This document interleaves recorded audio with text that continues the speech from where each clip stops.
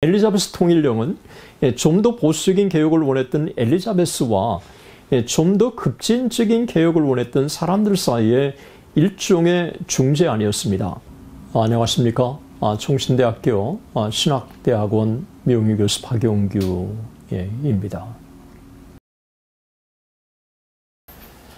영국과 스코틀랜드 종교개혁을 함께 같이 나누겠습니다. 필립 샤프의 말대로 루터의 개혁은 요원의 불길처럼 독일을 넘어서 유럽 전역으로 확산되었습니다. 인쇄술의 발달로 루터의 저술과 종교개혁 사상이 영국에까지 영향을 미쳤습니다. 특별히 케임브리지 대학과 옥스퍼드 대학은 종교개혁의 중심이었습니다. 토마스 필리, 휴 레티머, 마일스 코버데일, 매튜 파커, 윌리엄 틴데일이 포진하고 있었던 케임브리지 대학은 작은 독일이라고 불렸습니다. 특별히 틴데일의 성경 번역과 클레모의 개혁운동은 헨리 8세 치하의 영국에서 개혁운동을 전개하는 중요한 원동력이었습니다. 영국에서는 종교개혁이 정치적인 동기에서 출발했습니다. 1532년 헨리 8세 치하의 로마 캐토릭과의 단절이 있은 후에 영국에서 종교개혁의 움직임이 일기 시작했습니다.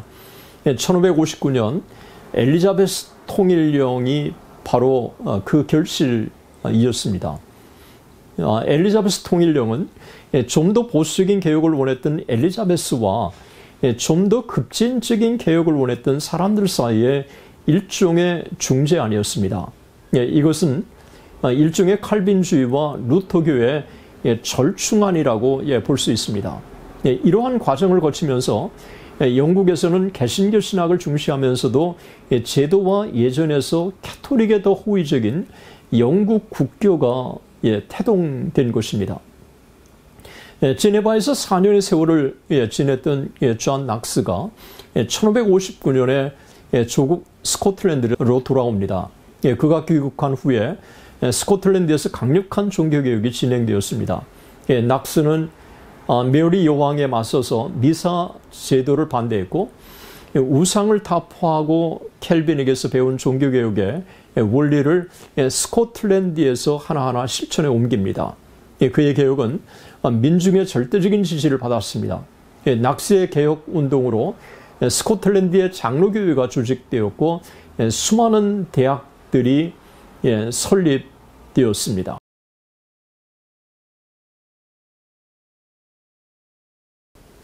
프랑스의 종교개혁은 위그노들에 의해서 진행되었기 때문에 프랑스의 종교개혁을 위그노 종교개혁이라고 부릅니다.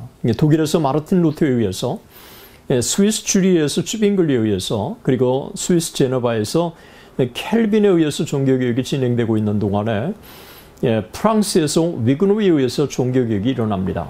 프랑스에서는 유명한 65개 대학과 종교단체들의 영향으로 교황의 영향력이 대단했습니다. 고위 귀족들과 대부분의 농부들은 캐토릭 교회를 고수한 반면 하위 귀족들, 상인들, 중하층 계급의 전문 직업인들 상당수는 위그노들이었습니다. 프랑스의 통치자 프란시스 1세는 종교개혁 운동에 대해서는 특별히 관심이 없었습니다. 그는 프랑스의 개혁운동을 지지하기는커녕 개혁자들을 처단했습니다. 1545년까지 수천 명이 처형되거나 유배되었고 22개 도시와 마을이 파괴를 당합니다. 위그노에 대한 대대적인 박해도 일어났습니다. 1547년 프란시스 1세가 세상을 떠나고 왕위를 계승한 앙리 2세 역시 선왕들과 다를 게 없었습니다. 수많은 위그노들이 신앙의 자유를 찾아서 제네바로 떠납니다. 제네바에서 훈련받은 많은 젊은이들이 종교개혁의 봉화를 높이 들었습니다. 그러자 프랑스 앙리 2세는 개혁의 불씨를 완전히 차단하기 위해서 행상인들의 활동을 금지시키고 가정, 직장, 이웃 사이의 종교적인 문제를 논하는 것을 금지시켰습니다. 정부는 인쇄소의 인쇄물을 정기적으로 검열했고 프랑스 영내로 들어가는 모든 화물들을 검색했습니다. 그토록 박해를 가하던 앙리 2세가 1559년에 마상 시합을 하다가 미처 피하지 못해서 창이 그의 관자놀이를 관통하는 바람에 세상을 떠나고 말았습니다. 그의 죽음에도 불구하고 프랑스에서 위그노에 대한 박해는 중단되지 않았습니다. 앙리 2세의 뒤를 이어서 왕위에 오른 그의 아들 프란시스 2세와 샤를르 9세도 선왕의 뒤를 따라서 위그노를 박해했습니다. 1572년 8월 24일 성 바들로메의 날 자정 성의 종소리와 더불어서 위그노에 대한 대학살이 시작되었습니다.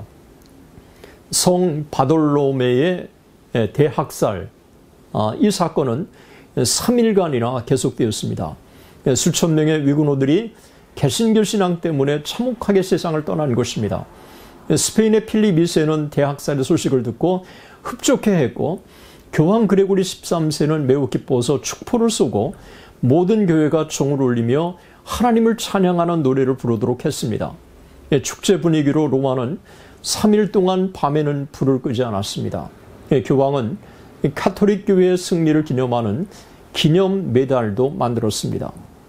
그토록 잔인하게 위그노를 학살했던 24살의 젊은 샤를르 9세가 대학살의 사건이 있은 지 불과 2년 만에 간헐적인 발작 증세와 회한 속에서 죽음을 맞았습니다. 앙리 2세, 아들 프란시스 2세도 비참하게 세상을 떠납니다. 샤를르의 뒤를 이어서 왕위를 계승한 앙리 3세도 시해를 당하고 맙니다. 그토록 개신교를 박해했던 역대 왕들이 비참하게 세상을 떠난 것입니다. 앙리 3세의 뒤를 이은 앙리 4세는 낭트 칙령을 통해서 위그노들에게 어느 정도 종교의 자유를 허용합니다. 프랑스 전역에서 양심의 자유가 주어졌고 위그노들이 특정한 지역에서 예배를 드릴 수 있게 되었습니다. 위그노들이 시민의 권리를 회복하고 자유롭게 학교를 세우고 특정한 지역에서 책을 인쇄할 수 있게 되었습니다.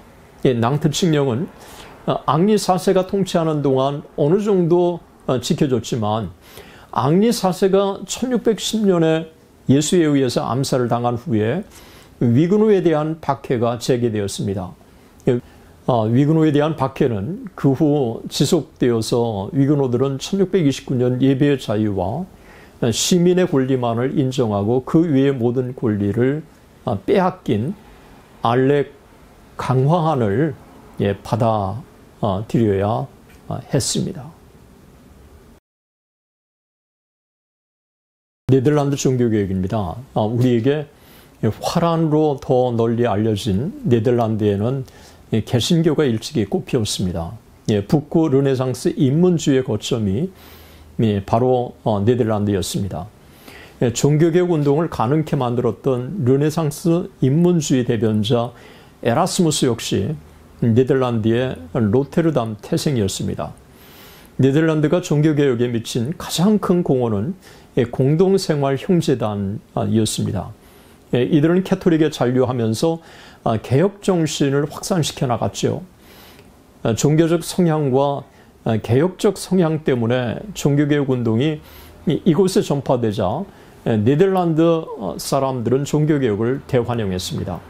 이곳에서는 루터의 개혁 정신보다는 칼빈의 개혁 정신이 민중의 지지를 받았습니다.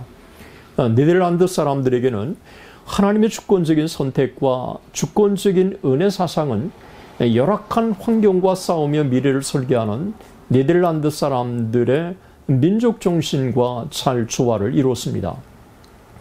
당시 네덜란드의 통치자 칼 5세는 개신교에 대해서 대단히 적대적이었습니다. 1523년부터 1555년 칼 5세가 재위하는 동안 추기경과 교황에 의해 수많은 개신교도들이 화형을 당하거나 교수형을 당했고 심지어 생매장을 당하는 경우도 허다했습니다. 네덜란드의 종교개혁운동은 이런 외적인 박해에도 불구하고 민중 속으로 파고들었습니다. 수많은 사람들이 개신교 신앙을 포기하지 않고 순교의 길을 택한 것입니다.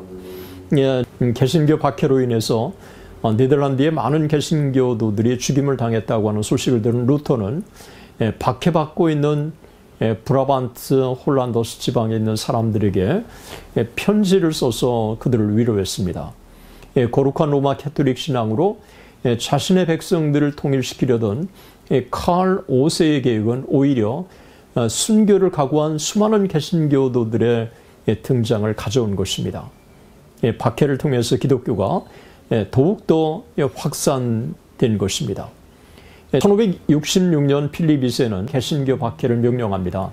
자기가 통치하는 국가의 모든 백성들이 트렌트 종교회의의 결정을 받아들일 것을 요구했습니다. 필립의 요구대로 순종하지 않는 사람들은 종교재판에 회부되어서 박해를 받았습니다. 네덜란드를 통치하던 알바 공작은 이들을 신문하고 처형하기 위해서 피해 심사에 더 카운슬 오브 블러드를 설치합니다. 수천 명의 개신교도들이 교수용으로 처형되었고 그리고 재산을 몰수당했습니다. 살아남은 자들은 영국이나 독일로 피신을 했습니다. 네덜란드의 개신교 박해가 진행하는 동안 필립 2세의 개신교 정책을 반대한 사람이 바로 침묵의 윌리엄으로 널리 알려진 오렌지의 윌리엄이었습니다. 윌리엄 오브 오렌지. 독일 태생으로 칼 5세의 근위대를 지낸 윌리엄은 철저한 개신교 신앙을 가진 인물이었습니다. 처음 루터교 신앙을 가졌다가 후에 칼빈주의로 회심합니다. 그는 네덜란드를 통치하던 알바 공작에 대항했고 수많은 네덜란드인들이 그의 뒤를 따라 스페인의 반기를 들었습니다. 잔인한 악마의 화신으로 통했던 알바의 군주적 핑포가 네덜란드인들의 힘을 더욱 결집시키는 요인이 된 것입니다. 소위 바다의 거지로 알려진 네덜란드 사람들이 결성한 군대가 해상에서 스페인의 군대에 성공적으로 맞섭니다. 이들은 네덜란드 사람들의 특별한 민족적 응집력을 가지고 이 거대한 스페인 군대와 맞서 싸운 것입니다.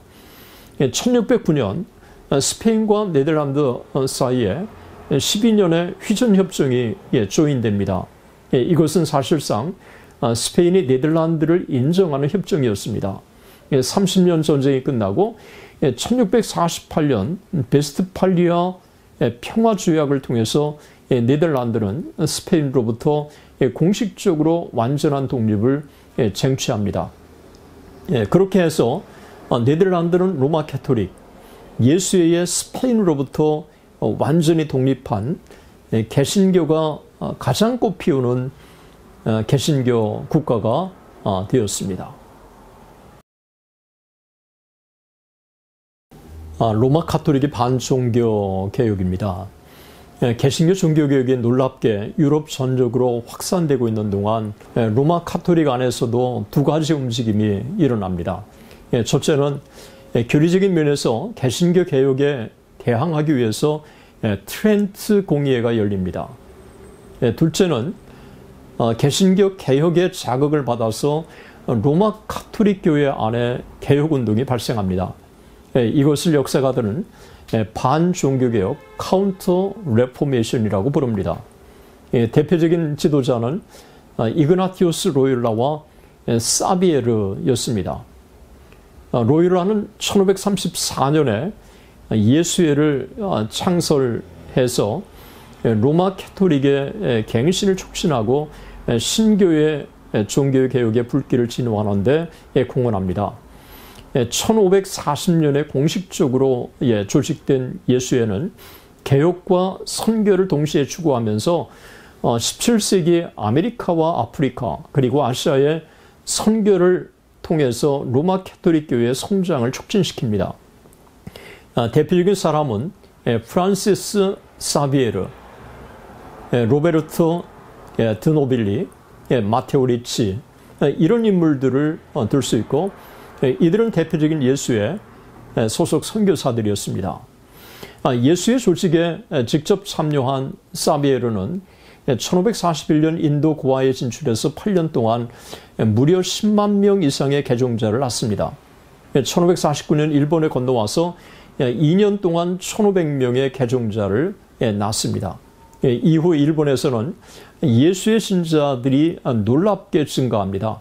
1592년 임진왜란이 일어났을 때 일본의 침략군 가운데 상당수가 예수의 신자들이 있었습니다.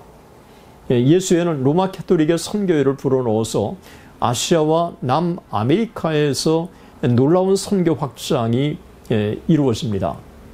로마 캐토릭 선교가 한참 진행되던 17세기에 미국은 종교의 자유가 보장된 이상국가였습니다. 수많은 사람들이 종교의 자유를 찾아 신대륙에 몰려들었습니다. 이들은 주로 청교도, 퀘이커, 그리고 침례교도들이었습니다. 독일과 프랑스에서 로마 캐토릭의 탄압을 피해서 루터파와 개혁파 기독교인들이 미국으로 몰려들었던 것도 17세기의 현상이었습니다.